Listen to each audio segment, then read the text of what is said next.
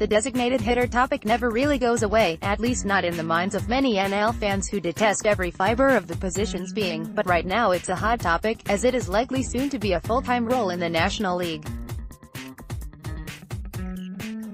There's always outcry from that segment of NL fans, and I certainly understand and respect the feelings involved. Still, there are some misguided aspects to the argument. First off, fans talking about how they hate watching guys who can only hit and can't field is unbelievably contradictory, given that pitchers hit .115, .144, .149 last season and relievers don't even bat. Secondly, let's tackle a notion I saw on Twitter all day Wednesday, which is this widely held belief that a DH is some old, out of shape, past his prime player who still has power. The days of Greg Luzinski are in the past. Increasingly, the DH spot is now being used as a way to shuffle spots on the field and keep good bats in the lineup while giving them a day off from the field. Especially with the DH coming to the NL soon, August 2020, it'll become increasingly used in this manner. Before we get to that aspect, though, let's take a look at the most frequent DHs per team.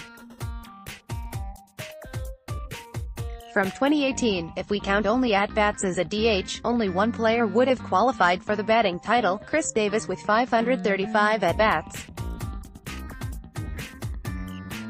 Cruz would have been one at-bat shy at 501. Only 10 players had at least 300 at-bats as a DH. Again, the era of the full-time DH is going away. Let's focus on the NL and use a few examples. Let's look at the Cubs, since so many people automatically think Kyle Schwarber should be a DH. He actually rated out as an above-average left fielder last season by almost every metric. If the Cubs had the DH this year, they'd be better served to give Schwarber 2 or 3 starts a week at DH while also, assuming his bat bounces back, giving lots of DH turns to Wilson Contreras, as he's been run into the ground behind the plate the past 2 seasons. They could also cycle through 37-year-old Ben Zobrist while giving Anthony Rizzo and Chris Bryant days off from the field while keeping their big bats in the lineup. How about the Dodgers? Max Muncy seems the obvious DH candidate, but they could also give injury-prone A.J. Pollock days off from center while using Cody Bellinger out there. David Freese is a good DH candidate against lefties. Justin Turner getting days off from the field would benefit him as well. How about the Braves? Nick Markakis is getting up there in age while Josh Donaldson just had a season ruined due to injury. They could use turns at DH a few times a week. Brian McCann, when he's not catching, is a good DH option, too. The Mets. A Robinson Cano, Jeff McNeil, Peter Alonso, Todd Frazier revolving door? Jed Lowry is almost 35 and has extensive injury history. When Yoenis Cespedes is ready to return, he'd be another option to rotate through the DH spot. We could keep going.